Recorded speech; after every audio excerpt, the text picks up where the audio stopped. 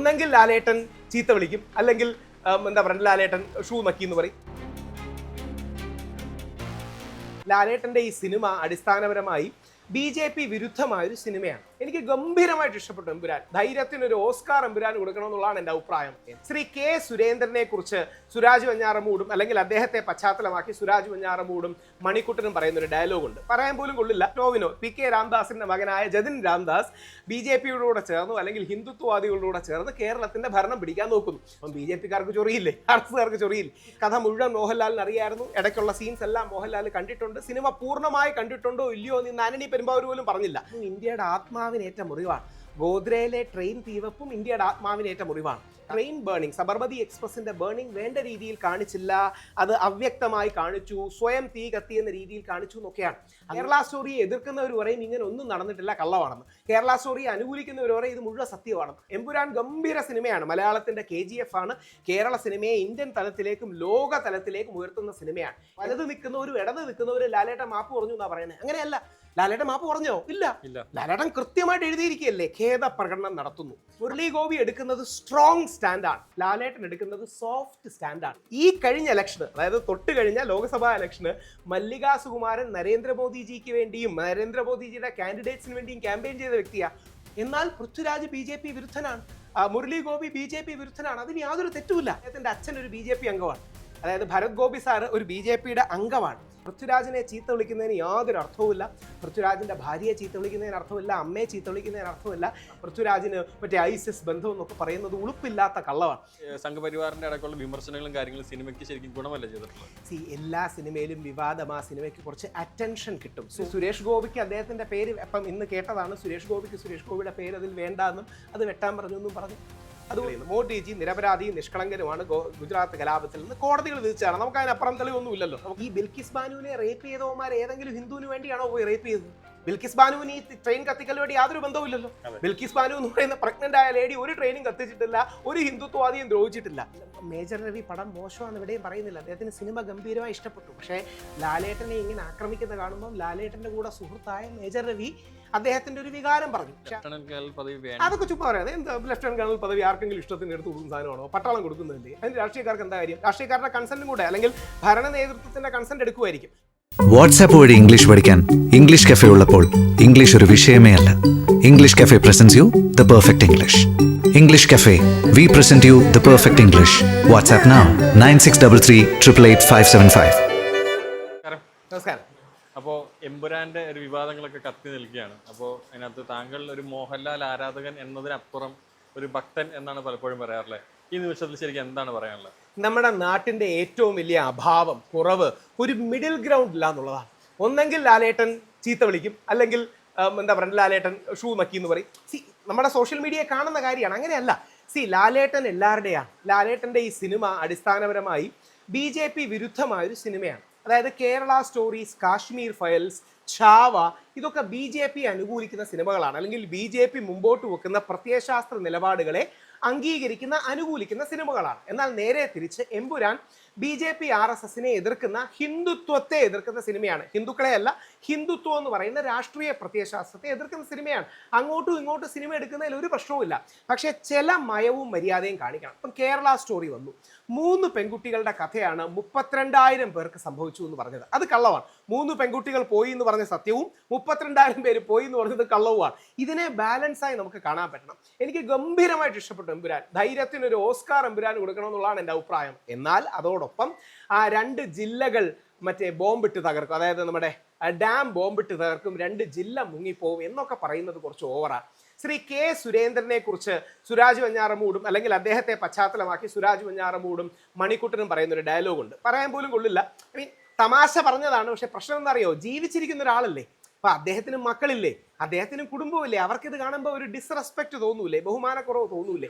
ഈ ഒരു ബാലൻസ് നമ്മൾ മെയിൻറ്റെയിൻ ചെയ്യണം. അപ്പൊ ലാലേട്ടൻ എല്ലാവരുടെയും ആയതുകൊണ്ടും, ലാലേട്ടൻ പ്രത്യേകിച്ച് ലാലേട്ടനെ ലെഫ്റ്റനന്റ് കേണൽ ആക്കുന്നത് കോൺഗ്രസ്സുകാരുടെ കാലത്താണ്. എന്നാൽ ലാലേട്ടൻ കോൺഗ്രസിനോടും BJPയോടും ഒരേപോലെ ബന്ധമാണ്. ലാലേട്ടന്റെ വിശ്വശാന്തി ഫൗണ്ടേഷനൊക്കെ RSSുമായിട്ട് ചേർന്ന് പ്രോഗ്രാം ഒക്കെ ചെയ്തിട്ടുള്ളതാണ്. അപ്പോൾ ലാലേട്ടൻ്റെ ഭാഗത്തു നിന്ന് ഇങ്ങനെ വരുമെന്നൊരു സെൻറ്റർ റൈറ്റിൽ വലതുപക്ഷത്തോട് നിൽക്കുന്ന ആൾക്കാർ വിചാരിച്ചില്ല. അപ്പം വലിയ ട്വിസ്റ്റും സർപ്രൈസുമായി, അവർക്കതിൽ ഞെട്ടലുണ്ടായി. അങ്ങനെയാണ് ഇതിനെതിരെ ആക്രമണം ഉണ്ടായത്. അല്ല, മോഹൻലാൽ എല്ലാ കാലഘട്ടത്തിലും എല്ലാ ടൈപ്പ് സിനിമകളും ചെയ്തിട്ടുള്ള വ്യക്തിയാണ്.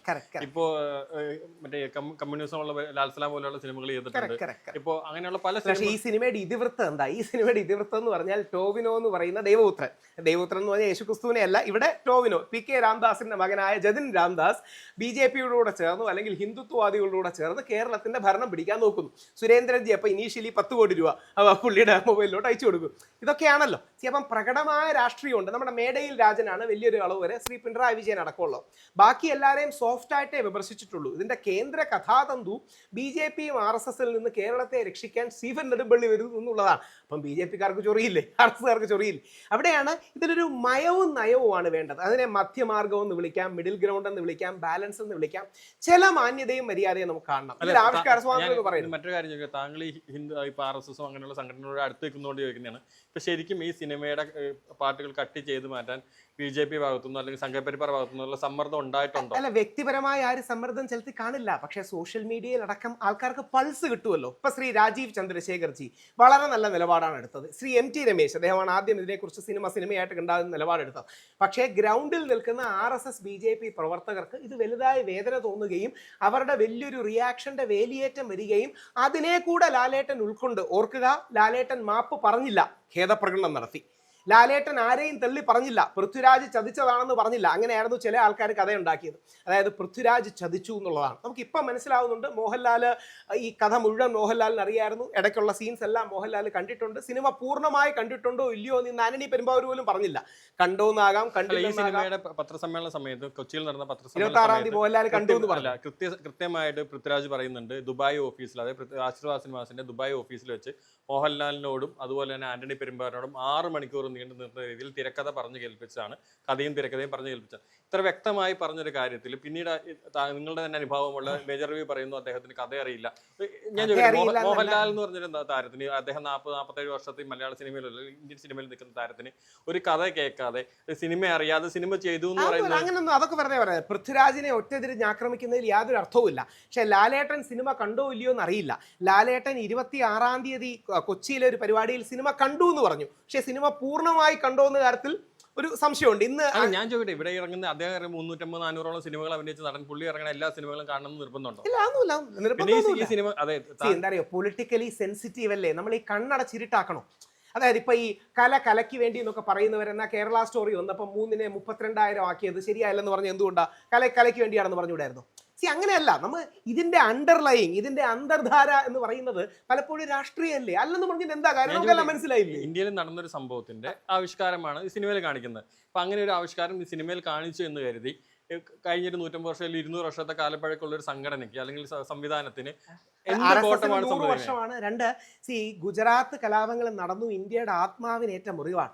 ഗോദ്രയിലെ ട്രെയിൻ തീവപ്പും ഇന്ത്യയുടെ ആത്മാവിനേറ്റ മുറിവാണ്. കാശ്മീരി പണ്ഡിറ്റുകളുടെ പലായനവും ബാബറി മസ്ജിദിന്റെ തകർച്ചയും എല്ലാം നമ്മുടെ ആത്മാവിനേറ്റ മുറിവാണ്.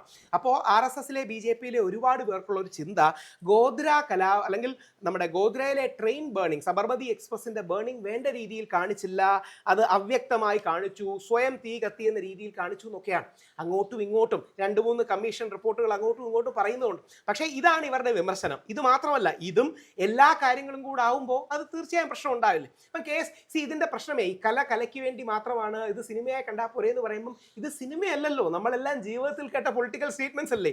35 സീറ്റ് കിട്ടിയാൽ ഞങ്ങൾ കേരളം ഭരിക്കുമെന്ന് K. സുരേന്ദ്രൻജി പറയുന്നത് എവിഡന്റ്ലി K. സുരേന്ദ്രനല്ലേ കാണിച്ചിരിക്കുന്നത്. അല്ലെങ്കിൽ കാരണഭൂതൻ തിരുവാതിര, നമ്മുടെ CPM മേടയിൽ രാജൻ എന്ന് പറയുന്ന നമ്മുടെ ഇവിടെയുള്ള എല്ലാ രാഷ്ട്രീയ പാർട്ടികളെയും വ്യക്തമായിട്ട് ഇതിനകത്ത് വിമർശിക്കുന്നുണ്ട്. കഥാതന്തു BJP RSSനെതിരെ, അതിന് തെറ്റൊന്നുമില്ല. പക്ഷെ BJP RSSനെതിരാവുമ്പോഴും ചില മാന്യതകളുണ്ട്. അപ്പൊ എനിക്ക് ശക്തമായി തോന്നിയൊരു വിമർശനം, ഞാൻ ഈ സിനിമയുടെ ആരാധകനാണ്, എനിക്ക് ഭയങ്കരമായിട്ട് ഇഷ്ടപ്പെട്ടു. എന്നിരുന്നാലും ആ ഡാം തകർക്കും എന്നുള്ള പരാമർശം ഒഴിവാക്കായിരുന്നു. കാര്യം ഡാം തകർത്താൽ ലക്ഷക്കണക്കിന് ആദ്യം കാണിക്കുന്ന കലാപങ്ങൾ കാണിക്കുന്ന പ്രശ്നമില്ല. കലാപം കാണിക്കുകയാണെങ്കിൽ കുറച്ചുകൂടെ ബാലൻസ് ചെയ്യണം. ഇത് നമുക്ക് ഇഷ്ടപ്പെട്ടാലും ഇല്ലെങ്കിലും ഒരു രാജ്യത്തിന്റെ ആത്മാവ് അതിന്റെ ബാലൻസിലാണ്. ഈ ബാലൻസിലാണ് അതിന്റെ സത്യം. ഈ ബാലൻസാ പലപ്പോഴും ഇല്ലാതായി പോകുന്നത്. കേരള സ്റ്റോറിക്കും ഞാൻ പോയി ഒരു നിലപാട് പറഞ്ഞപ്പോൾ 2 സൈഡിൽ നിന്ന് ചീത്ത കേട്ടതാ. കേരള സ്റ്റോറിയെ എതിർക്കുന്നവർ പറയും ഇങ്ങനെ ഒന്നും നടന്നിട്ടില്ല, കള്ളമാണെന്ന്. കേരള സ്റ്റോറിയെ അനുകൂലിക്കുന്നവർ പറയും ഇത് മുഴുവൻ സത്യമാണെന്ന്. സത്യം ഇതിന്റെ ഇടയിൽ എവിടെയോ ആണ്. 3 പേര് പോയി എന്നുള്ള സത്യമാണ്. നമുക്ക് പേര് പോലും അറിയാം, നിമിഷ ഫാത്തിമ, സോണിയ, സെബാസ്റ്റ്യൻ, മറിയം. പക്ഷേ 32,000 പേരെന്നുള്ളത് പച്ചക്കള്ളമാണ്. അപ്പം 3 പേര് എന്ന് പറയുന്നതിനെ 32,000 ആക്കുന്നതിന് ഒരു മര്യാദകേടുണ്ട്, ഒരു കള്ളമുണ്ട്. അപ്പോൾ എന്നാൽ 3 പേര് പോയില്ലെന്ന് പറയുന്നതും കള്ളമാണ്. അപ്പം 3 പേര് നിർബന്ധിത മതപരിവർത്തനത്തിന് വിധേയമായി പോയി, എന്നാൽ 32,000 എന്നുള്ളത് ഒരു പച്ചക്കള്ളമാണ്. ഈ ബാലൻസ് നമുക്ക് പറയാൻ സാധിക്കണം. എമ്പുരാൻ ഗംഭീര സിനിമയാണ്, മലയാളത്തിന്റെ KGF ആണ്, കേരള സിനിമയെ ഇന്ത്യൻ തലത്തിലേക്കും ലോക തലത്തിലേക്കും ഉയർത്തുന്ന സിനിമയാണ്. എന്നാൽ അതോടൊപ്പം ചില കാര്യങ്ങളിൽ ഒരു ബാലൻസ് ആകാമായിരുന്നു എന്ന് പറയുന്നത് തെറ്റില്ല. ഇപ്പം 2 ED NIA മിസ്യൂസ്, അത് എല്ലാവർക്കും അറിയാവുന്നൊരു സത്യമാണ്. പക്ഷേ അവരുടെ ലോഗോയും ഇൻവെസ്റ്റിഗേഷൻ ഏജൻസിയുടെ കാര്യങ്ങളും കാണിക്കുമ്പോൾ ഒരു പരോക്ഷമായി പരാമർശിക്കാമായിരുന്നു എന്നുള്ളതാണ് അതിൻ്റെ കാര്യം. രാജ്യത്തെ ഏജൻസികളാണല്ലോ. അപ്പം ഇത് അവിടെയാണ് ഈ പിവട്ട് എന്നാണ് അമേരിക്കൻ രാഷ്ട്രീയത്തിൽ ഇത് പറയുന്നത്. പിവട്ട് എന്ന് പറഞ്ഞാൽ ഒരു നിലപാടെടുക്കുകയും ആ നിലപാടിൽ ഉറച്ചു നിന്നുകൊണ്ട് തന്നെ അതിൻ്റെ എതിർവാദങ്ങളെ അക്കോമഡേറ്റ് ചെയ്യാൻ കഴിയുന്ന ഒരു സ്പേസ്. ലാലേട്ടൻ അതിലേക്കാണ് പോയത്. ഇതിൻ്റെ കൗതുകം എന്താ അറിയാമോ? വലത് നിൽക്കുന്നവരും ഇടത് നിൽക്കുന്നവരും ലാലേട്ടൻ മാപ്പ് പറഞ്ഞു എന്നാ പറയുന്നത്. അങ്ങനെയല്ല. ലാലേട്ടൻ മാപ്പ് പറഞ്ഞോ? ഇല്ല. ലാലേട്ടൻ കൃത്യമായിട്ട് എഴുതിയിരിക്കുകയല്ലേ, ഖേദപ്രകടനം നടത്തുന്നു. അപ്പോളജിയാണ് മാപ്പ്, ഖേദപ്രകടനം റിഗ്രറ്റ് ആണ്. ലാലേട്ടൻ ഖേദം പ്രകടിപ്പിച്ചു. നിങ്ങൾക്ക് വേദന ഉണ്ടായിട്ടുണ്ടെങ്കിൽ, വിഷമം ഉണ്ടായിട്ടുണ്ടെങ്കിൽ ഞാൻ റിഗ്രറ്റ് ചെയ്തു. എന്നാൽ നേരെ തിരിച്ച് ശ്രീ മുരളി ഗോപി ആ പോസ്റ്റ് ഷെയർ ചെയ്യാൻ തയ്യാറായില്ല. മുരളി ഗോപി എടുക്കുന്നത് സ്ട്രോങ് സ്റ്റാൻഡാണ്, ലാലേട്ടൻ എടുക്കുന്നത് സോഫ്റ്റ് സ്റ്റാൻഡാണ്. ഇത് രണ്ടും നമ്മുടെ സമൂഹത്തിന് ആവശ്യമാണ്. മുരളി ഗോപിയോട് എല്ലാവരും ഇത് പോസ്റ്റ് ഷെയർ ചെയ്യാത്ത എന്താണെന്ന് ചോദിച്ചാൽ മുരളി ഗോപി ഈദ് ആശംസകൾ ഇട്ടു. വളരെ ആലോചിച്ചിട്ടതായിരിക്കും. ഞാൻ എന്നിട്ട് അതിനൊരു പരാമർശം കൂടെ കൊടുത്തു. പട്ടാഭിരാമൻ്റെയും അസ്ലൻ മുഹമ്മദിൻ്റെയും പിതാവിനെ ഇത് ചെയ്യാൻ കഴിയും. അതായത് അദ്ദേഹത്തിൻ്റെ നമ്മുടെ ടിയാനിലെ നായക കഥാപാത്രങ്ങളുടെ പൃഥ്വിരാജിൻ്റെ ഇന്ദ്രിയത്തിൻ്റെയും പേരാണ്. അപ്പം ഇദ്ദേഹം ഹിന്ദുത്വ രാഷ്ട്രീയത്തിനെതിരെ നിലപാടെടുക്കുന്ന വ്യക്തിയാണ്. അതിനൊരു കൗതുകമുണ്ട്, ശ്രദ്ധിച്ചിട്ടുണ്ടോ എന്നറിയില്ല. ഇദ്ദേഹത്തിൻ്റെ അച്ഛൻ ഒരു BJP അംഗമാണ്. അതായത് ഭരത് ഗോപി സാറ് ഒരു BJPയുടെ അംഗമാണ്. ഈ കഴിഞ്ഞ ഇലക്ഷന്, അതായത് തൊട്ട് കഴിഞ്ഞ ലോക്സഭാ ഇലക്ഷന് മല്ലികാ സുകുമാരൻ നരേന്ദ്രമോദിജിക്ക് വേണ്ടിയും നരേന്ദ്രമോദിജിയുടെ കാൻഡിഡേറ്റ്സിന് വേണ്ടിയും ക്യാമ്പയിൻ ചെയ്ത വ്യക്തിയാണ്. മോദിജി പറയുന്ന കുറച്ച് ആൾക്കാരെ ജയിപ്പിച്ചാലേ കേരളത്തിൽ മാറ്റം വരും എന്നൊക്കെ പറഞ്ഞ ആളാണ്. എന്നാൽ പൃഥ്വിരാജ് BJP വിരുദ്ധനാണ്, മുരളി ഗോപി BJP വിരുദ്ധനാണ്. അതിന് യാതൊരു തെറ്റുമില്ല. ഈ സന്ദേശം സിനിമ കണ്ടല്ലേ നമ്മൾ മലയാളികൾ വളർന്നത്. ചേട്ടൻ കോൺഗ്രസ്, അനിയൻ കോൺഗ്രസ്, ചേട്ടൻ കമ്മ്യൂണിസ്റ്റ്, അച്ഛൻ കുറച്ചുകൂടെ വേറൊരു പാർട്ടി. ഒരു കുടുംബത്തിൽ ഇങ്ങനെ ഇല്ലേ? എത്രയോ കുടുംബങ്ങളിലുണ്ട്. അതായത് ഒരു സഹോദരൻ BJP, അല്ലെങ്കിൽ ഒരു അമ്മാവൻ BJP, ഒരു പുതിയ തലമുറയിലെ പയ്യൻ SFI, അച്ഛൻ കോൺഗ്രസ്. ഇതൊക്കെ സ്വാഭാവികമല്ലേ? അപ്പം ഇതിനെ ഹെൽത്തിയായി കാണണം. 2, പൃഥ്വിരാജിനെ ചീത്ത വിളിക്കുന്നതിന് യാതൊരു അർത്ഥവുമില്ല, പൃഥ്വിരാജിൻ്റെ ഭാര്യയെ ചീത്ത വിളിക്കുന്നതിന് അർത്ഥമില്ല, അമ്മയെ ചീത്ത വിളിക്കുന്നതിന് അർത്ഥമില്ല. നമ്മൾ കുറച്ചുകൂടെ മെച്ചുറായി ഈ കാര്യങ്ങൾ കാണണം. പൃഥ്വിരാജിന് മറ്റേ ISIS ബന്ധം എന്നൊക്കെ പറയുന്നത് ഉളുപ്പില്ലാത്ത കള്ളമാണ്. ഇതിലെ കൗതുകം എന്ന് പറഞ്ഞാൽ ഈ സിനിമയുടെ സംവിധായകൻ പൃഥ്വിരാജ് ഹിന്ദു, നായകൻ മോഹൻലാൽ ഹിന്ദു, പ്രൊഡ്യൂസർ ഗോകുലം ഗോപാലൻ ഹിന്ദു, മറ്റേ Sujith Vasudev Hindu, music Deepak Dev Hindu, script write Murali Gopy Hindu. ഇതെല്ലാം ഹിന്ദുക്കളായി കഴിഞ്ഞിട്ട് ഈ സിനിമ ഒരു ഇസ്ലാമിസ്റ്റ് സിനിമയെന്ന് പറയുന്നതിൽ എന്താ അർത്ഥം? അവിടെയാണ് ഈ ഹിന്ദുത്വം വേറെ, ഹിന്ദു വേറെ, ഇസ്ലാമിസ്റ്റ് വേറെ, ഇസ്ലാം വേറെ. ഇസ്ലാം എന്ന് പറയുന്നതും ഹിന്ദു എന്ന് പറയുന്നതും വിശ്വാസധാരയാണ്. എന്നാൽ ഇസ്ലാമിസ്റ്റ് എന്ന് പറയുന്നതും ഹിന്ദുത്വ എന്ന് പറയുന്നതും രാഷ്ട്രീയമാണ്. ഇനി അതിലെ തീവ്ര ഹിന്ദുത്വവാദിയായ ഒരു ഗോഡ്സെയാണ് മഹാത്മാഗാന്ധിയെ കൊല്ലുന്നത്. ഇതേപോലെ തീവ്ര ഇസ്ലാമിസ്റ്റായ അജ്മൽ അമീർ കസവാണ് ബോംബെയിൽ നമ്മളെ ആക്രമിക്കുന്നത്. അപ്പോൾ എല്ലാത്തിൻ്റെയും തീവ്രത, പ്രത്യേകിച്ച് രാഷ്ട്രീയത്തിലുള്ള ഈ തീവ്രതയെ നമ്മൾ അകറ്റി നിർത്തണം. എന്നാൽ മധ്യമാർഗത്തിലേക്ക് ആൾക്കാരെ കൊണ്ടുവരാൻ ശ്രമിക്കണം. അതാണ് ഈ രാജ്യത്തിൻ്റെ ഭാവി. ഇപ്പോൾ ഈ സിനിമയെ സംബന്ധിച്ചിടത്തോളം ഈ സിനിമ ഇറങ്ങിയത് മുതൽ രാഷ്ട്രീയം അതിൻ്റെ മറ്റുള്ള വലിയ ചർച്ചയാവുന്നു. ഈ ചർച്ചയോടൊപ്പം തന്നെ പ്രേക്ഷകർ അതിൽ കൂടുതൽ ആളുകൾ തിയേറ്ററിലേക്ക് എത്തുന്നു. 200 കോടി കളക്ഷൻ കടന്ന് മുന്നേറുകയാണ്. അപ്പോൾ ഇത് ശരിക്കും പറഞ്ഞു കഴിഞ്ഞാൽ ഇപ്പോൾ ഈ സംഘപരിവാറിൻ്റെ അടക്കമുള്ള വിമർശനങ്ങളും കാര്യങ്ങളും സിനിമയ്ക്ക് ശരിക്കും ഗുണമല്ല ചെയ്തിട്ടുള്ളത്. എല്ലാ സിനിമയിലും വിവാദം, ആ സിനിമയ്ക്ക് കുറച്ച് അറ്റൻഷൻ കിട്ടും, സോഷ്യൽ അറ്റൻഷനും മറ്റും കിട്ടും. പക്ഷേ ബോയ്ക്കോട്ട് ചെയ്തത് ഒരു പക്ഷേ സിനിമയെ ഹേർട്ട് ചെയ്യാം. പക്ഷേ ഇത് വിഷമമാണ്. നമ്മൾ നമ്മുടെ സമൂഹത്തിൽ RSസും BJPക്കാരും ഇല്ലേ? കോൺഗ്രസ്സുകാരില്ലേ? കമ്മ്യൂണിസ്റ്റുകാരില്ലേ? ഏതെങ്കിലും ഒരു പാർട്ടി എടുത്ത് അറബിക്കടലിൽ കളയാൻ പറ്റൂ? ഇല്ലല്ലോ. എല്ലാ പാർട്ടികളിലും നല്ല ആൾക്കാരാണ്. അടൽ ബിഹാരി വാജ്പേയി നമ്മുടെ രാജ്യം കണ്ട ഏറ്റവും നല്ല പ്രധാനമന്ത്രിമാരിലൊന്ന് RSകാരനാണ്, BJPക്കാരനാണ്. അവരാണ് ഇന്ത്യ കണ്ട ഏറ്റവും വലിയ പ്രസിഡന്റിനെ നമുക്ക് തന്നത്, ഡോക്ടർ APJ അബ്ദുൽ കലാം. അദ്ദേഹം മുസ്ലിം സമുദായത്തിൽ നിന്നുള്ള വ്യക്തിയാണ്. ഒരു ബാലൻസ് പിടിക്കുക എന്നുള്ളതാണ് ഇതിൻ്റെ ആത്മാവ്. ഇപ്പം മോദിജി എടുക്കുന്ന ലൈനും അങ്ങനെ ഒരു ബാലൻസാണ്. ആരെയും വെറുപ്പിക്കുന്നില്ല. മോദിജിയുടെ പശ്ചാത്തലം നമുക്കെല്ലാം അറിയാം. അദ്ദേഹം മുസ്ലിം വിരുദ്ധനാണ് എന്നൊരു കള്ളപ്രചാരണം കേട്ടാണ് അദ്ദേഹം വന്നത്. അപ്പോൾ അദ്ദേഹം ആദ്യം എന്ത് ചെയ്തു? എല്ലാ മുസ്ലിം രാജ്യങ്ങളിലേക്കും പുള്ളി ഗസ്റ്റായിട്ട് പോയി.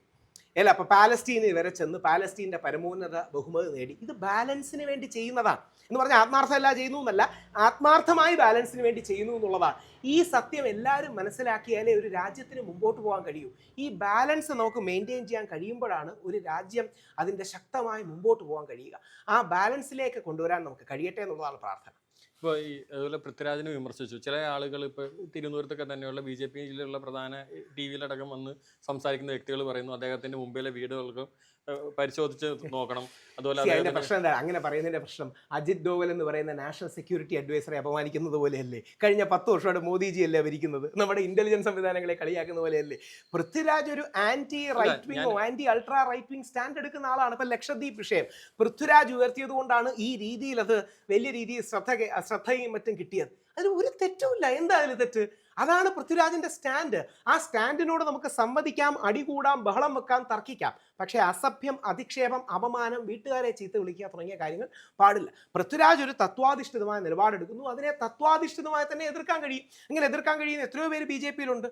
അവർ മുമ്പോട്ട് വരട്ടെ. അപ്പം ആ മുമ്പോട്ട് വരുന്നതിന് പകരം പൃഥ്വിരാജിന്റെ കാശ് വേറെ ആൾക്കാർ കൊടുക്കുന്നതാണ്, പൃഥ്വിരാജിന്റെ ഭാര്യ അല്ലെങ്കിൽ അമ്മ ഇവരൊക്കെ മോശമാണ് എന്ന് പറയുന്നതിൽ അർത്ഥമില്ല. അത് ശരിയല്ല, അത് മാന്യതയില്ലാത്തതാണ്. അപ്പോൾ അത്തരത്തിലുള്ള വാക്കുകൾ സംസാരിക്കുന്ന BJP നേതാക്കളുണ്ട് ഇവിടെ. എല്ലാവരും നമ്മളെല്ലാം ഈ സോഷ്യൽ മീഡിയ കാലത്തിന്റെ പ്രശ്നം, എല്ലാവർക്കും പഞ്ച് ഡയലോഗ് അടിക്കണം, എല്ലാവർക്കും ഒരു ഹുക്ക് വേണം. ഇപ്പൊ യൂട്യൂബർമാർക്ക് പെട്ടെന്ന് മനസ്സിലാകാൻ പറ്റുന്ന ഹുക്ക് വേണം. ആദ്യത്തെ ഒരു 3-4 സെക്കൻഡിൽ എന്തെങ്കിലും ഹുക്ക് ചെയ്യുന്ന സാധനം ഉണ്ടെങ്കിൽ ആൾക്കാരിന്ന് കാണും. എല്ലാവരും ഹുക്കിന് വേണ്ടിയും പഞ്ച് ഡയലോഗിന് വേണ്ടി മാത്രം ശ്രമിക്കരുത്. നമ്മുടെ സോഷ്യൽ ഡിസ്കോഴ്സ്, സാമൂഹിക സംസാരങ്ങളിൽ, വർത്തമാനങ്ങളിൽ മിതത്വവും മര്യാദയും ഒരു ബാലൻസും വേണം. ഈ സന്തുലനമാണ് ഈ രാജ്യത്തിന് ആവശ്യം. ആ ബാലൻസിലാണ് ഈ രാജ്യം മുമ്പോട്ട് പോകുന്നത്. ഈ രാജ്യമല്ല, ലോകത്തിലെ എല്ലാ രാജ്യങ്ങളും മുമ്പോട്ട് പോകുന്നത്. ആ ബാലൻസ് പിടിക്കാൻ നമുക്കാകട്ടെ. എൻ്റെ കൃത്യമായ നിലപാട്, ഈ സിനിമ ഗംഭീര സിനിമയാണ്. കഥാപരമായിട്ട് ലൂസിഫറിൻ്റെ അത്രയും മെച്ചമായിട്ട് നിൽക്കുന്നില്ല. കാര്യം സിനിമയിൽ ഒരു സെൻട്രൽ കഥ വരുന്നില്ല, കൂടുതൽ സ്റ്റൈലാണുള്ളത്, സബ്സ്റ്റൻസും ഉണ്ട്, സംശയമൊന്നുമില്ല. ഈ സിനിമ ഗംഭീര സിനിമയാണ്. ഈ സിനിമയ്ക്ക് ധൈര്യത്തിനൊരു ഓസ്കാർ കൊടുക്കണമെന്ന് കാര്യത്തിൽ സംശയമില്ല. എന്നാൽ ചില പരാമർശങ്ങൾ ഒഴിവാക്കാമായിരുന്നു. ഡാമിൻ്റെ കാര്യം ഒഴിവാക്കാമായിരുന്നു. സുരേന്ദ്രൻജിയും മണിക്കുട്ടനും തമ്മിലുള്ള ഒരു ഡയലോഗ് ഒഴിവാക്കാമായിരുന്നു. 1-2 അങ്ങനത്തെ പരാമർശങ്ങൾ ഒഴിവാക്കാം.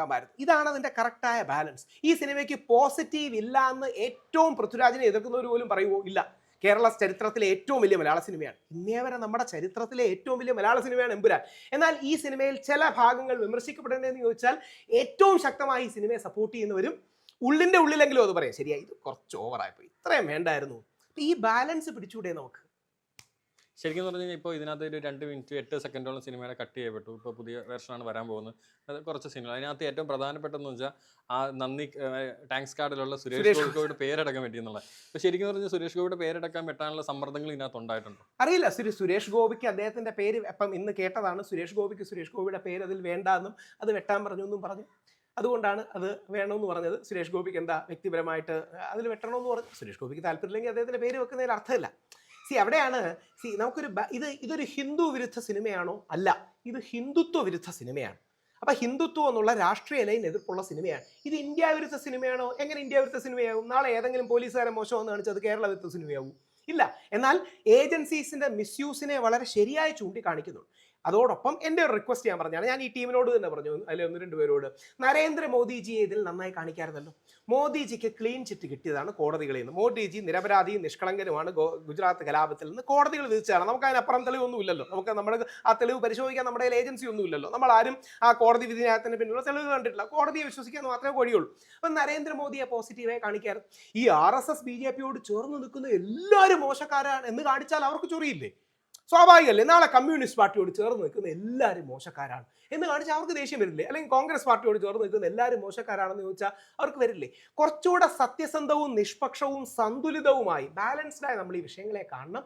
എന്നാൽ മാത്രമേ നമുക്ക് എല്ലാവർക്കും ഒരുമിച്ച് മുമ്പോട്ട് പോകാൻ കഴിയൂ. അപ്പം യഥാർത്ഥത്തിൽ ഈ BJP RSS BJP-യിലെ RSസുകാരെ 1-2 നല്ല ആൾക്കാരുണ്ട്. അവരിൽ ഒരാൾ മോശമാണ് ഈ ബാബാ ബജറംഗി അല്ലെങ്കിൽ ബൽരാജ് എന്ന് കാണിക്കുക. അതിൽ 1-2 പേര് നല്ലവരുണ്ട് എന്ന് കാണിക്കുക. അപ്പോൾ ഈ ബൽരാജ് എന്ന് പറയുന്ന വ്യക്തി, അയാൾ തീവ്ര ഹിന്ദുത്വവാദിയും മറ്റുള്ളവർ നല്ല ഹിന്ദുത്വവാദികളുമാണെന്ന് കാണിക്കുക.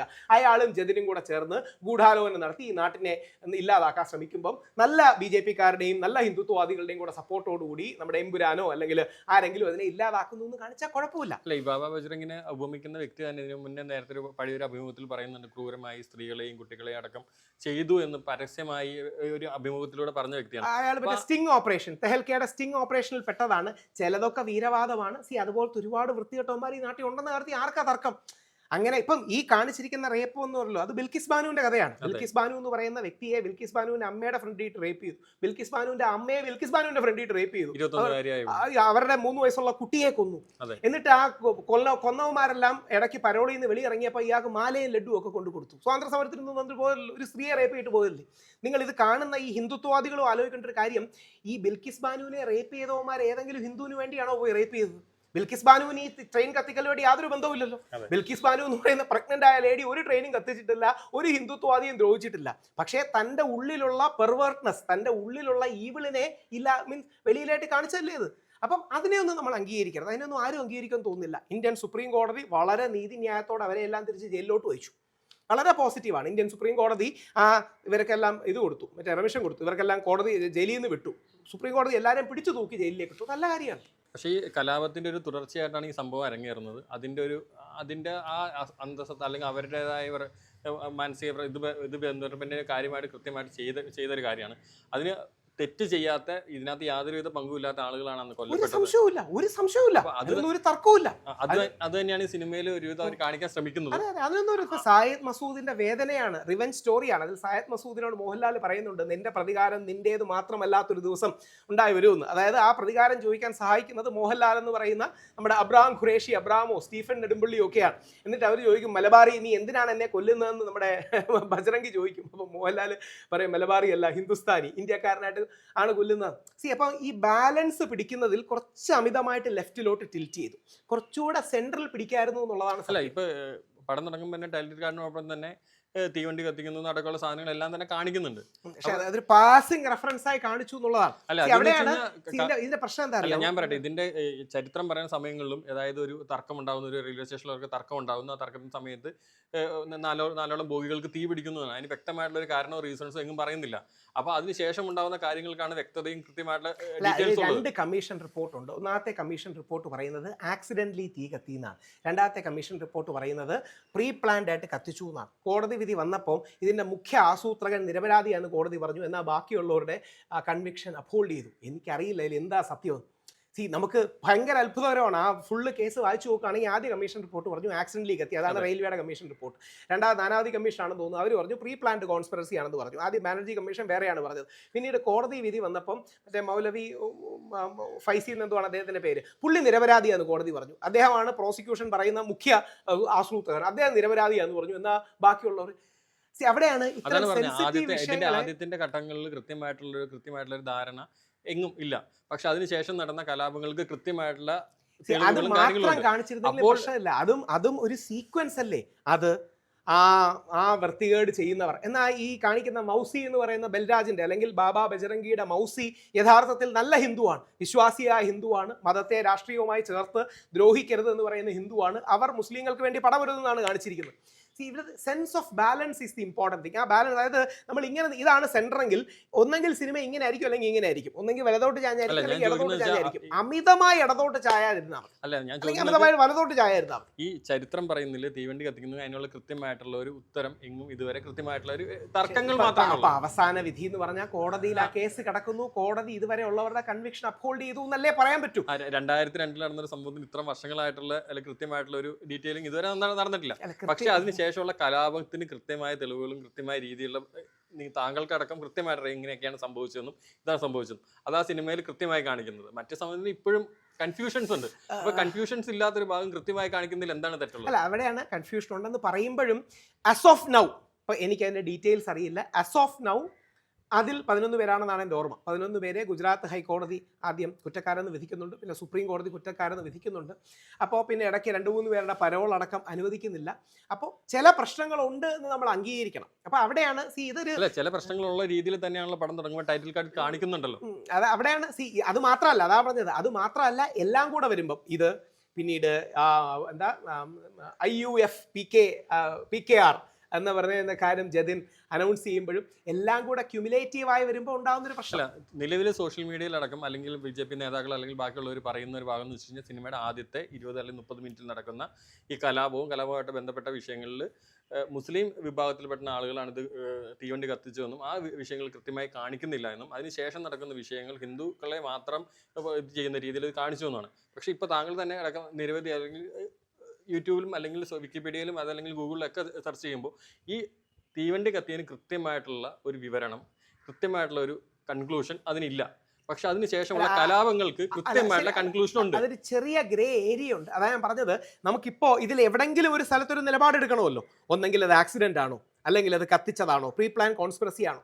നമുക്ക് ഇപ്പം മുമ്പിലുള്ള അവൈലബിളായി എടുക്കാൻ കഴിയുന്ന നിലപാട് കോടതിയുടെ അവസാന നിലപാടാണ്. ആ കോടതിയുടെ അവസാന നിലപാടെന്ന് പറഞ്ഞാൽ ചില ആൾക്കാർ അതിൽ കുറ്റക്കാരാണെന്നുള്ളതാണ്. അപ്പം അതല്ലേ നമുക്ക് എടുക്കാൻ കഴിയും. ശരിയാണ്, പറഞ്ഞതുപോലെ ചില ആൾക്കാർ കൺഫ്യൂഷൻ ഉണ്ടെന്ന് പറയുന്നുണ്ട്. ആദ്യ കമ്മീഷൻ റിപ്പോർട്ടിനെ കോൺട്രഡിക്ട് ചെയ്തെന്ന് പറയുന്നുണ്ട്. 2, കലാപത്തിനൊരു കോണ്ടെക്സ്റ്റ് ഉണ്ടാക്കാൻ വേണ്ടിയാണ് യഥാർത്ഥത്തിൽ പിന്നീട് ഇത് ചെയ്തതെന്ന് പറയുന്നുണ്ട്. അവിടെയാണ് വളരെ സെൻസിറ്റീവായ വിഷയമാണ്. അപ്പോൾ അവിടെയാണ് ഇത് കുറച്ചുകൂടി, ഇപ്പം അതിൻ്റെ സത്യാവസ്ഥ എന്താണെന്ന് എനിക്കറിയില്ല. 2 കമ്മീഷൻ റിപ്പോർട്ടുകളുടെയും എക്സ്ട്രാക്റ്റുകൾ പൂർണ്ണമായിട്ടല്ല ഞാൻ വായിച്ചു നോക്കിയിട്ടുണ്ട്. ഇനിയും വേറെയും ചില കോൺസ്പിറസി തിയറി പറയുന്നുണ്ട്. അത് കൂടുതൽ പ്രകോപനപരമാണ്, അതുകൊണ്ട് ഞാൻ പറയുന്നില്ല. പക്ഷേ ക്യാമറ ഓഫ് ചെയ്തിട്ട് അത് ഞാൻ പറയാം. കൂടുതലും പ്രകോപനപരമായ, അതായത് പണ്ട് ഇന്ന് BJP MLA ആയ, മുമ്പ് BJP യിൽ ഇല്ലായിരുന്ന ആൾക്കാരടക്കം ഇതിൻ്റെ പിന്നിൽ മറ്റു ചില ആൾക്കാരാണെന്നൊക്കെ പറയുന്നുണ്ട്. അതൊക്കെ അതിൻ്റെതായ കാര്യങ്ങളുണ്ട്. അപ്പം ഇതിൽ എവിടെയാണ് നമുക്കൊരു നിലപാടെടുക്കാൻ കഴിയുക? ഈ നിലപാടിൻ്റെ കാര്യം ഒരു സെൻസ് ഓഫ് ബാലൻസ് ആണ്. ആ സെൻസ് ഓഫ് ബാലൻസ് നമ്മൾ എവിടെ പിടിക്കുന്നു? 2 തരം ബാലൻസ് നമുക്കുണ്ട്. ഒന്നെങ്കിൽ ഒരു സെൻറ്റർ ലെഫ്റ്റ് ബാലൻസ്, മധ്യ ഇടത് ബാലൻസ്, അതാണ് കോൺഗ്രസും CPM ഒക്കെ എടുക്കാറുള്ളത്. അല്ലെങ്കിൽ ഒരു സെൻറ്റർ റൈറ്റ് ബാലൻസ്, അതാണ് BJP-ക്കാരും RSS-കാരും ഒക്കെ പൊതുവെ എടുക്കാറുള്ളത്. ഈ സെൻറ്റർ റൈറ്റ് ബാലൻസ് ആണ് നമ്മുടെ MT രമേശ് ജിയും രാജീവ് ചന്ദ്രശേഖർജിയും ഒക്കെ എടുക്കാൻ നോക്കിയത്. സിനിമയെ കണ്ടാൽ മതി, RSS-നെതിരെ സിനിമകൾ ഒരുപാട് ഉണ്ടായിട്ടുണ്ട്, അതുകൊണ്ട് കുഴപ്പമില്ല. നമ്മുടെ ജോർജ് കുര്യൻ സാർ എടുക്കാൻ നോക്കിയത് അതാണ്. എന്നാൽ സെൻറ്റർ ലെഫ്റ്റ് ബാലൻസ് എന്ന് പറഞ്ഞാൽ ഇത് സത്യമാണ്, ഇത് വർഗീയത പ്രചരിപ്പിക്കുന്നതാണ്, വർഗീയതയെ തടയണം എന്നുള്ളതാണ്. അവിടെയാണ് സംവെയർ അലോങ് ദി സെൻറ്റർ നമ്മൾ എടുക്കണമെന്നുള്ളതാണ് എൻ്റെ കാഴ്ചപ്പാട്. കാര്യം അല്ലാതെ നമുക്ക് ഒരു രാജ്യത്തെ കോമൺ ഗ്രൗണ്ടുകളിലേക്ക് എത്തിക്കാൻ കഴിയില്ല. ഈ സിനിമയിൽ തന്നെ ഈ ഭാഗത്തിൽ തന്നെ ഒരു ഡയലോഗ് ഉണ്ട്, ലേഡി പറയുന്ന ഡയലോഗ് ഉണ്ട്, ഇത് മുസ്ലിങ്ങളോ ഹിന്ദുക്കളോ തമ്മിലുള്ള ഒരു കലാപമല്ല, ഇത് കൃത്യമായ രാഷ്ട്രീയം ഇതിനുണ്ട്. ധർമ്മ കാ ധന്ദാ ഹൈ. അത് യഥാർത്ഥത്തിൽ മതത്തെ കച്ചവടവൽക്കരിക്കുകയും രാഷ്ട്രീയവൽക്കരിക്കുകയും ചെയ്യുന്നതാണ്. ഒരു സംശയവുമില്ല, സത്യമാണ്. അവർ പറയുന്നത് പൂർണ്ണമായിട്ട് സത്യമാണ്. അതായത് എന്ന് ഓർക്കണം, നമ്മുടെ ഇന്ത്യ രാജ്യത്തിന്റെ വിഭജനം പോലും ആക്കിയത് യഥാർത്ഥ ഹിന്ദു വിശ്വാസിയായ മഹാത്മാഗാന്ധിയും യഥാർത്ഥ ഇസ്ലാമിക വിശ്വാസിയായ മൗലാന അബുൽ കലാം ആസാദും ഇന്ത്യ വിഭജനത്തിനെതിരായിരുന്നു. എന്നാൽ ഇസ്ലാം വിശ്വാസമില്ലാത്ത, പന്നിയിറച്ചി കഴിക്കുന്ന, മദ്യപിക്കുന്ന, ഒരിക്കലും മുസ്ലിം വേഷധാരണവും മറ്റും ഇല്ലാത്ത മുഹമ്മദ് അലി ജിന്ന ഒരു വശത്തും, ഹിന്ദു വിശ്വാസി അല്ലാത്ത, ഹിന്ദു ദൈവങ്ങളെ അംഗീകരിക്കാത്ത, പശു സംരക്ഷണത്തിൽ താല്പര്യമില്ലാത്ത നിരീശ്വരവാദിയായിരുന്ന വീര സവർക്കർ മറുവശത്തുമാണ് ഉണ്ടായിരുന്നത്. അതായത് ഗാന്ധിജിയും മൗലാന ആസാദും നമ്മുടെ രാജ്യത്തെ ഒരുമിച്ച് നിർത്താൻ ആഗ്രഹിച്ചപ്പോൾ നിരീശ്വരവാദിയായ ജിന്നയും നിരീശ്വരവാദിയായ സവർക്കറും ഈ 2 നേഷൻ തിയറിയാണ് പറഞ്ഞത്. രണ്ടുപേർക്കും അവരുടേതായ പോസിറ്റീവ് ഉണ്ട്. വീര സവർക്കർ നമുക്ക് വേണ്ടി 10 വർഷം ജയിലിൽ കിടന്നതാണ്. മുഹമ്മദ് അലി ജിന്ന ഒരു കാലത്ത് ഹിന്ദു മുസ്ലിം ഐക്യത്തിന്റെ വക്താവാണെന്ന് വരെ സരോജിനി നായിഡു പറയുന്ന വ്യക്തിയാണ്. പക്ഷേ പിന്നീട് അവരുടെ സമുദായത്തിന്റെ തീവ്ര വലത് എലിമെന്റ്സിലേക്ക് പോവുകയും അത് ഹിന്ദുക്കൾക്ക് മുസ്ലിങ്ങളോടൊപ്പവും മുസ്ലിങ്ങൾക്ക് ഹിന്ദുക്കളോടൊപ്പവും താമസിക്കാൻ പറ്റില്ല എന്ന കള്ളം പ്രചരിപ്പിക്കുകയും ചെയ്യുന്നവരാണ്, അല്ലെങ്കിൽ വ്യാജമായ നറേറ്റീവ് ഉണ്ടാക്കിയവരാണ്. എന്നാൽ പരിശുദ്ധ ഖുറാൻ പണ്ഡിതനായ വിശുദ്ധ മക്കയിൽ ജനിച്ച മൗലാന അബുൽ കലാം ആസാദും യഥാർത്ഥ രാമഭക്തനായ യഥാർത്ഥ ഹിന്ദു സന്യാസിയായ മഹാത്മാഗാന്ധിയും ഐക്യത്തിന് വേണ്ടി ശ്രമിച്ചപ്പോൾ നിരീശ്വരവാദികളായ ഇവർ രണ്ടുപേരുമാണ് സ്പ്ലിറ്റിന് വേണ്ടി ശ്രമിക്കുന്നത്. അപ്പോൾ വിശ്വാസികൾ ഒരുമിച്ച് നിൽക്കുക, കോമൺ ഗ്രൗണ്ട് കണ്ടെത്തുക, വിയോജിക്കുമ്പോഴും ബഹുമാനത്തോടെ വിയോജിക്കുക, എതിർക്കുമ്പോഴും പരസ്പര സ്നേഹത്തോടെയും സാഹോദര്യത്തോടെയും സംവാദ സ്പിരിറ്റിലൂടെ എതിർക്കുക എന്നുള്ളതാണ് കൺക്ലൂഡിംഗ് ആയി പറയാൻ കഴിയുക. ഇതിൽ മറ്റൊരു കാര്യം എന്ന് പറയുന്നത്, ഹിന്ദു സംഘടനകൾ തന്നെ ആവശ്യപ്പെടുന്നത്, അല്ലെങ്കിൽ കേന്ദ്രത്തോട് ആവശ്യപ്പെടുന്നത് മോഹൻലാലിന്റെ ലെഫ്റ്റനന്റ് കേണൽ പദവി. ഹിന്ദു സംഘടനകളല്ല, ഹിന്ദുത്വ സംഘടനകൾ. ഇപ്പൊ ഹിന്ദു സംഘടന എന്നും ഹിന്ദുത്വവും തമ്മിൽ വ്യത്യാസമുണ്ട്. ഇപ്പൊ NSS ഒരു ഹിന്ദു നായർ ഹിന്ദു സംഘടനയാണ്. SNDP ഒരു ഈഴവ ഹിന്ദു സംഘടനയാണ്.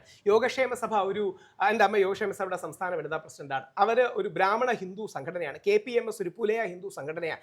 RSS BJP Hindutva പ്രസ്ഥാനങ്ങളാണ്. ശരിക്കും പറഞ്ഞാൽ ഹിന്ദുത്വം എന്ന് പറയുന്നത് വീര സവർക്കറുടെ ഒരു ഐഡിയോളജിയാണ്. ഒരു കാലത്ത് BJPയും RSSും തന്നെ ഗുരുജി ഗോൾവൽക്കർ ഒന്നും ഹിന്ദുത്വ എന്ന് പറയുന്ന പ്രത്യയശാസ്ത്രത്തെ അത്ര കണ്ട് സ്വീകരിച്ചിരുന്ന വ്യക്തികളല്ല.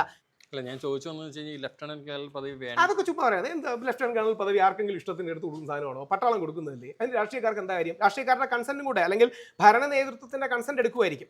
കോൺഗ്രസ്സുകാരുടെ കാലത്താണ് ലാലേട്ടൻ ലെഫ്റ്റനന്റ് കേണൽ പദവി കൊടുത്തത്. അപ്പോൾ അതിനൊന്നും എടുത്തു കളയാൻ ആർക്കും പറ്റില്ല. അതൊക്കെ ചുമ്മാ ഗുമ്മിന് വേണ്ടി പറയുന്നതാണ്, അതൊക്കെ വെറുതെ പറയുന്നതാണ്. എന്തുകൊണ്ടെങ്കിൽ ആൾക്കാർക്ക് പറയാമല്ലോ, ആൾക്കാർക്ക് പറയുന്നതിന് നഷ്ടമൊന്നുമില്ല. ലാലേട്ടൻ നമ്മുടെ നാടിന്റെ അഭിമാനമാണ്. ലാലേട്ടനും മമ്മൂക്കയും എല്ലാവരുടെയാണ്. ലാലേട്ടനും മമ്മൂക്കയും Hindu Muslim Christian BJP Congress CPM അടക്കം ഒരു വിഭാഗീയതയില്ല, നമ്മുടെ എല്ലാവരുടെയാണ് ഇവർ രണ്ടുപേരും. അപ്പോൾ ലാലേട്ടൻ അത് അറിഞ്ഞുകൊണ്ട് തന്നെയാണ് ബാലൻസ് ചെയ്തത്. അത് ലാലേട്ടന്റെ വിശാല മനസ്കതയാണ്, നന്മയാണ്, സ്നേഹമാണ്, സന്തുലനമാണ്. ഇപ്പോൾ ഇതിൽ മറ്റൊരു വിവാദം ഉണ്ടായതെന്ന് വെച്ച് കഴിഞ്ഞാൽ മേജർ രവിയുടെ കുറേ പരാമർശങ്ങളും കാര്യങ്ങളുണ്ട്. അതായത് ആദ്യം സിനിമ നല്ലതാണെന്ന് പറയുന്നു, സിനിമ ഇറങ്ങിയതിന് ശേഷമുള്ള റിവ്യൂസിൽ അദ്ദേഹം നല്ലതാണെന്ന് പറയുന്നു, പിന്നീട് ആ പടം മോശമാണ്, വേറെ രീതിയിൽ ചിത്രീകരിക്കപ്പെട്ടു, ലാലേട്ടൻ ഇതിനകത്ത് വഞ്ചിക്കപ്പെട്ടു എന്നുള്ള രീതിയിൽ കാണിച്ചു. അവിടെയാണ് മേജർ രവി പടം മോശമാണെന്ന് എവിടെയും പറയുന്നില്ല. അദ്ദേഹത്തിന് സിനിമ ഗംഭീരമായി ഇഷ്ടപ്പെട്ടു. പക്ഷേ ലാലേട്ടനെ ഇങ്ങനെ ആക്രമിക്കുന്ന കാണുമ്പം ലാലേട്ടൻ്റെ കൂടെ സുഹൃത്തായ മേജർ രവി അദ്ദേഹത്തിൻ്റെ ഒരു വികാരം പറഞ്ഞു. പക്ഷെ പറഞ്ഞപ്പം അദ്ദേഹം സ്റ്റേറ്റ് ചെയ്ത് മാപ്പ് പറയും എന്നാണ്. ശരിക്കും ലാലേട്ടൻ മാപ്പല്ല പറയുന്നത്, ഖേദമാണ് പറയുന്നത്. അദ്ദേഹം പറഞ്ഞപ്പോൾ അദ്ദേഹത്തിന് ലാലേട്ടനെ കൂടുതൽ താല്പര്യമുള്ളതുകൊണ്ട് ലാലേട്ടനെ ഗാർഡ് ചെയ്ത് നിന്നു. പക്ഷേ മല്ലികാ സുകുമാരൻ തൻ്റെ മകനായ പൃഥ്വിരാജിനെ ആക്രമിച്ചു എന്ന് തോന്നുമ്പോൾ അവരും ചെയ്തു. ഇതെല്ലാം ഒരു കുടുംബത്തിനുള്ളിൽ നടക്കുന്നതല്ലേ. മേജർ രവി പറഞ്ഞതിൽ അതായത് പൃഥ്വിരാജിനെ തള്ളി മാറ്റുകയും അത് മോഹൻലാലിനെ ചേർത്ത് പിടിക്കുന്ന രീതിയിലാണ് സംസാരിച്ചത്. പൃഥ്വിരാജിനെ തള്ളി മാറ്റിയില്ല, മോഹൻലാലിനെ ചേർത്ത് പിടിച്ചു. പൃഥ്വിരാജിനെ തള്ളി മാറ്റിയില്ല, മോഹൻലാലിനെ ചേർത്ത് പിടിച്ചു. അല്ല, അതെന്ന് ലാലേട്ടന്റെ സുഹൃത്താണല്ലോ മേജർ രവി. അപ്പൊ അവർ പ്രത്യേകിച്ച് പട്ടാളക്കാരൻ കൂടിയാണ്. അപ്പൊ ലഫ്റ്റനന്റ് കേണൽ പദവി എടുത്തു മാറ്റണം എന്നൊക്കെ ആൾക്കാർ പെറ്റീഷൻ ചെയ്യുമ്പോൾ അദ്ദേഹത്തിലെ പട്ടാളക്കാരൻ ലാലേട്ടനെ ഗാർഡ് ചെയ്യണമെന്നൊരു തോന്നലുണ്ടായി. എന്നാൽ അദ്ദേഹത്തിന് താങ്കൾ തന്നെ പറയുന്നത് അങ്ങനെയൊന്നും എടുത്തു മാറ്റാൻ പറ്റുന്ന ഒരു പദവിയല്ലെന്ന്. അപ്പോൾ അത് തന്നെ മേജർ രവിക്ക് അറിയാവുന്നിരുന്നിട്ടുണ്ടും ഇത്തരത്തിലുള്ള വിവാദത്തിലേക്ക് തള്ളി നീക്കാനായിട്ട് അദ്ദേഹം തന്നെ വാക്കുകൾ കൊണ്ട് ഉപയോഗിക്കുന്നു. മനഃപൂർവ്വം ചെയ്യുന്നതല്ലോ. മേജർ രവി സാർ എത്രയോ വർഷമായിട്ട് നമ്മുടെ ഇടയിലുള്ള വ്യക്തിയാണ്. മേജർ രവി സാറിന് ലാലേട്ടനെ ആൾക്കാർ ആക്രമിച്ചപ്പോൾ ഒരു വേദനയും വിഷമവും തോന്നി. ഇപ്പം നമ്മുടെ ഒരു സുഹൃത്ത്, അങ്ങയുടെ എൻ്റെ ഒരു സുഹൃത്തിനെ ആക്കുമ്പോൾ നമ്മൾ ഡിഫെൻഡ് ചെയ്യില്ലേ? അപ്പം ഡിഫെൻഡ് ചെയ്യുമ്പോൾ ലാലേട്ടനെ ഇങ്ങനെ ആൾക്കാർ ചീത്ത വിളിക്കുക, അൽ മോഹൻലാൽ എന്നൊക്കെ വിളിച്ചു കൊടുക്കുമ്പോൾ ആൾക്കാർക്ക് എന്താ പറയുക, ഒരു വിഷമം തോന്നി. അപ്പം ലാലപ്പൻ എന്നൊക്കെ ചില രാജപ്പൻ പോലെ ലാലപ്പൻ എന്നൊക്കെ വിളിക്കുമ്പോൾ മേജർ രവി സാറിന് വിഷമം തോന്നി. 40-45 വർഷമായിട്ട് നമ്മുടെ ഇടയിൽ ജീവിക്കുന്ന വ്യക്തിയല്ലേ മോഹൻലാൽ സാർ. അപ്പോൾ അത് ചേർന്നവൻ വിഷമം തോന്നിയവൻ പറഞ്ഞു അങ്ങനെ ചെയ്യുന്നത് ശരിയല്ല. അപ്പം അദ്ദേഹം പറഞ്ഞപ്പം തൻ്റെ സുഹൃത്തായ മോഹൻലാലിനെയാണ് കൂടുതൽ ഓർത്തത്. തൻ്റെ സുഹൃത്തല്ല, അല്ലെങ്കിൽ സുഹൃത്താണ്, പക്ഷേ കുറച്ചുകൂടെ അടുപ്പമുള്ള മോഹൻലാലിനെ ഓർത്തു. അത്രയും അദ്ദേഹത്തോട് സൗഹൃദമോ പ്രായമൊക്കെ വ്യത്യാസമല്ലേ പൃഥ്വിരാജിനോട്. അദ്ദേഹം പൃഥ്വിരാജിനെ വേണ്ട രീതിയിൽ പറയാൻ അദ്ദേഹം വിട്ടു. ഇത് കേട്ടപ്പം മല്ലികാ സുകുമാരനും തൻ്റെ മോനെയല്ലേ, തൻ്റെ മോനെ അപ്പം ഒറ്റ തിരിഞ്ഞ് ആക്രമിക്കുന്ന ഫീലിംഗ് ഉണ്ട്. ഇന്ന് ആന്റണി പെരുമ്പാവൂർ സാർ കൃത്യമായി, എനിക്ക് തോന്നുന്നു ഇത്രയും നന്നായിട്ട് എക്സ്പ്ലെയിൻ ചെയ്യുന്ന ഒരാളെ ഞാൻ കണ്ടിട്ടില്ല. വളരെ മനോഹരമായി വന്ന് മുരളി ഗോപിയെയും പൃഥ്വിരാജിനെയും ലാലേട്ടനെയും എല്ലാരെയും ചേർത്ത് പിടിച്ചുകൊണ്ടൊരു കാര്യം പറഞ്ഞു. ആ ചേർത്ത് പിടിക്കലാണ് എമ്പുരാന്റെ സ്പിരിറ്റ്. മേജറുടെ വാക്കുകളിൽ മോഹൻലാൽ ഖേദം പ്രകടിപ്പിക്കും. അദ്ദേഹം പറയേണ്ട ഒരു കാര്യം മുൻകൂട്ടി പറഞ്ഞു, അതല്ലെങ്കിൽ മുൻകൂട്ടി ഒരു ദിവസം മുന്നേ അദ്ദേഹം മാപ്പ് പറയും, നിങ്ങൾക്ക് മുന്നിലെത്തി മാപ്പ് പറയും, ഇതിന് അദ്ദേഹത്തിന് തെറ്റായി തോന്നുന്നുണ്ട് എന്നൊക്കെയാണ് പറഞ്ഞത്. അപ്പോൾ ഇത് മോഹൻലാൽ അല്ലെങ്കിൽ ലാലേട്ടനെ നമ്മൾ സ്നേഹത്തോടെ അല്ലെങ്കിൽ അദ്ദേഹം അങ്ങനെ തെറ്റായി തോന്നുന്നു അല്ലെങ്കിൽ ഞാൻ മാപ്പ് പറയുന്നു എന്നല്ല പറഞ്ഞത്. കറക്റ്റ്. അല്ല, മേജർ രവി സാറ് മാപ്പ് എന്ന വാക്ക് വെച്ചു. മേജർ രവി സാർ ഒന്നുമേ ഈ രാഷ്ട്രീയക്കാരല്ലല്ലോ. രാഷ്ട്രീയ പാർട്ടിയിൽ അദ്ദേഹം ഉണ്ടെങ്കിലും ഈ രാഷ്ട്രീയക്കാരൻ്റെ ഭാഷാ കൃത്യതയൊന്നും വെച്ചല്ലല്ലോ ഇവർ സംസാരിക്കുന്നത്. അതായത് ഇവരൊക്കെ പറയുമ്പോൾ കുറച്ചുകൂടെ സാധാരണ മനുഷ്യരായിട്ട് എടുക്കണം. അതായത് മേജർ രവി സാർ ഓരോ ദിവസം ഞങ്ങളുടെ കൂടെ വൈകിട്ട് മനോരമയിലും മാതൃഭൂമിയിലും ഒന്ന് TV ഡിബേറ്റിൽ അഭിലാഷിനോടും ഹാഷ്മിയോടും ഫൈറ്റ് ചെയ്യുന്നവരൊന്നും അല്ലല്ലോ. അപ്പം അവരൊക്കെ പറയുമ്പോൾ അല്ല, ഇത് മലയാളത്തിന്റെ മഹാനടൻ അപമാനിക്കപ്പെടുകയില്ല, അദ്ദേഹത്തിന്റെ വാക്കുകളോട് കൂടുതൽ അപമാനിക്കപ്പെടുകയല്ലേ ചെയ്തത്. അല്ല, അങ്ങനെയല്ല. മേജർ രവി സാർ ലാലേട്ടനെ ഇത്രയും പറഞ്ഞപ്പോൾ ലാലേട്ടൻ അടുത്ത ദിവസം പ്രതികരിക്കും. അന്ന് തന്നെ ലാലേട്ടൻ എഴുതി വെച്ചാന്ന് പലരും പറയുന്നുണ്ട്. അതാണ് മല്ലികാ സുകുമാരൻജി ഇന്നലെ പറഞ്ഞത്, ലാലേട്ടൻ ഒരു ദിവസം മുമ്പ് പ്രതികരിക്കണമായിരുന്നു. ലാലേട്ടൻ അന്നേ എഴുതി വെച്ചു എന്നാണ് ആൾക്കാർ പറഞ്ഞത്. ലാലേട്ടൻ കുറച്ച് ആൾക്കാരും കൂടെ, ഞാൻ അന്വേഷിച്ചപ്പോൾ നമ്മുടെ കുറേ സുഹൃത്തുക്കളുണ്ട് അദ്ദേഹത്തിൻ്റെ കൂടെ, അന്വേഷിച്ചപ്പോൾ എല്ലാവരോടും കൂടെ ഒന്ന് കാണിച്ച് കൃത്യമായ വരികളാണെന്ന് ഉറപ്പുവരുത്തി ഓരോ വാക്കിനെയും വീണ്ടും റീചെക്ക് ചെയ്ത് വിവാദങ്ങളില്ലാതെ എല്ലാവരെയും ഒരുമിപ്പിക്കാൻ ലാലേട്ടൻ അത് ഗംഭീരമായി ചെയ്യുന്നുണ്ട്. ഹേമ കമ്മിറ്റി റിപ്പോർട്ട് വന്നപ്പോഴും ലാലേട്ടൻ്റെ ആ നിലപാടിലാണ് കാര്യങ്ങളെല്ലാം ഒന്ന് തണുത്തത്. അപ്പോൾ തണുപ്പിക്കുകയാണ് നമുക്ക് വേണ്ടത്. ഇതിപ്പോൾ എരുതിയിൽ എണ്ണ ഒഴിക്കുകയല്ല, എരുതിയിൽ വെള്ളം ഒഴിക്കേണ്ട ജോലിയാണ് നമുക്ക്. എരുതിയിൽ എണ്ണ ഒഴിക്കുന്നവരാണ് ഈ തീവ്ര ഇടതിലും തീവ്ര വലതിലും തീവ്ര ഇസ്ലാംസിലും നിൽക്കുന്ന ആൾക്കാർ. ഇവർക്ക് എന്ത് ചെയ്താലും സാറ്റിസ്ഫൈഡ് ആവില്ല. തീവ്ര ഹിന്ദുത്വവാദികളെ എന്ത് ചെയ്താലും സാറ്റിസ്ഫൈഡ് ആവില്ല. തീവ്ര ഇസ്ലാമിസ്റ്റുകളെ സാറ്റിസ്ഫൈ ആക്കാൻ പറ്റില്ല. തീവ്ര ലെഫ്റ്റിസ്റ്റുകളെ സാറ്റിസ്ഫൈ ആക്കാൻ പറ്റില്ല. പക്ഷേ ഇടയ്ക്ക് നിൽക്കുന്ന വലിയ ഒരു മധ്യമാർഗികളായ 10-70% ആൾക്കാരുണ്ട്. അവർക്ക് വേണ്ടിയാണ് നമ്മൾ എല്ലാ നിലപാടും എടുക്കുന്നത്. നാളെ ലാലേട്ടൻ ഇത് പോട്ടെ ഖേദം പ്രകടിപ്പിച്ചാലും ഇപ്പം തന്നെ ശ്രദ്ധിച്ചാണ് ചില തീവ്ര വലതുപക്ഷക്കാർ പറയാതൊന്നും പറ്റില്ല, ലാലേട്ടൻ മാപ്പ് പറയണമെന്ന് പറയും, പൃഥ്വിരാജിനെ തള്ളി പറയണമെന്ന് പറയും, എന്നാലേ പറ്റൂന്ന് പറയും. നേരെ മറിച്ച് തീവ്ര ഇസ്ലാമിസ്റ്റുകൾ എന്ത് പറയുന്നത് അറിയോ, ലാലേട്ടൻ മറ്റേ കാലാപാനി സിനിമയിൽ ഷൂവിൻ്റെ പിക്ചേഴ്സ് എടുത്തിട്ട് കണ്ടോ ലാലേട്ടൻ മുട്ടുമടങ്ങി എന്ന് പറയും. അല്ലെങ്കിൽ ഈ തീവ്ര എന്താ പറയുക, തീവ്ര ലെഫ്റ്റിസ്റ്റുകൾ പറയും മുരളി ഗോപിക്ക് മാത്രമേ നട്ടുള്ളൂ, മോഹൻലാലിന് നട്ടലില്ല, പൃഥ്വിരാജിന് നട്ടലില്ല എന്ന് പറയും. അങ്ങനെയൊന്നുമല്ല, ഇതൊരു ബാലൻസ് ആണ്. മുരളി ഗോപിക്ക് സ്ട്രോങ് സ്റ്റാൻഡാണ്, നമ്മൾ അതിനെ അഭിനന്ദിക്കണം. മോഹൻലാലിന് സോഫ്റ്റ് സ്റ്റാൻഡാണ്, അതിനെ നമ്മൾ അഭിനന്ദിക്കണം. ഇത് രണ്ടും ഒരു സമൂഹത്തിന് ആവശ്യമാണ്. ഇപ്പോൾ രാഷ്ട്രീയ സിനിമകൾ നിരവധി എഴുതിയിട്ടുള്ള വ്യക്തിയാണ് മുരളി ഗോപി. ഇപ്പോൾ ആന്റണി പെരുമ്പാവൂർ തന്നെ പറഞ്ഞിരിക്കുന്നു ഈ പടത്തിൻ്റെ 3ാം ഭാഗം തീർച്ചയായും ഉണ്ടാവുമെന്ന്. ഇപ്പോൾ ഇത്രയേറെ വിമർശനങ്ങളും കാര്യങ്ങളും ഈ സിനിമയ്ക്ക് നേരിട്ടിരിക്കുന്നു. ഇപ്പോൾ സെൻസറിങ് നടന്ന സമയത്ത് കൃത്യമായ ഒരു BJP അനുഭാവികളായിട്ടുള്ള ആളുകൾ സെൻസറിങ് ചെയ്തപ്പോൾ കൃത്യമായിട്ടുള്ള ഇത് വിഷൻ ചെയ്യാത്തതിന് അവരെ കൈയടിച്ച് അഭിനന്ദിക്കുകയല്ലേ വേണ്ടത്.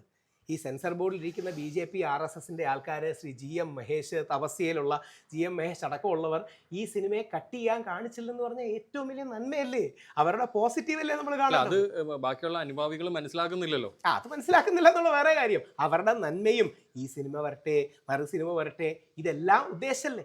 എന്തായാലും എമ്പുരാൻ നമ്മുടെ സിനിമാ ചരിത്രത്തിലെ വലിയൊരു നാഴികക്കല്ലാണ്. മലയാള സിനിമ എമ്പുരാന് ശേഷവും മുമ്പെന്ന രീതിയിൽ പോകും. കാര്യം എമ്പുരാൻ ഇപ്പോൾ 200 കോടി എത്തി എന്നാണ് പറയുന്നത്. 250-300 കോടിയിലൊക്കെ ടച്ച് ചെയ്യായിരിക്കും. മലയാള സിനിമയുടെ ചരിത്രത്തിലെ ഏറ്റവും വലിയ ഒരു വിജയമായി മാറും. ഇനി OTT അങ്ങനെ ഒരുപാട് സാധനങ്ങളിലേക്കൊക്കെ പോകുന്നുണ്ട്. എപ്പിക് സിനിമയായിരിക്കും. അതോടൊപ്പം ഈ ബാലൻസ് മെയിൻറ്റെയിൻ ചെയ്യണം. ഈ ബാലൻസിനെ കുറിച്ച് അടുത്ത സിനിമയിൽ ശ്രീ മുരളി ഗോപിയും പൃഥ്വിരാജും കുറെ കൂടെ മൈൻഡ്ഫുൾ ആയിരിക്കും. തൻ്റെ പ്രമേയം ശക്തമായി പറയണം. BJP ആകാം വില്ലൻ, കോൺഗ്രസ് ആകാം വില്ലൻ, CPM ആകാം വില്ലൻ, അല്ലെങ്കിൽ ഇനിയും ചൈനീസ് സ്ക്വാഡ്, ട്രയാഡ്, ചൈനക്കാരാകാം. പക്ഷേ ഈ ബാലൻസ് പിടിച്ച് പറയുന്നുള്ളതാണ് എൻ്റെ പ്രാർത്ഥന.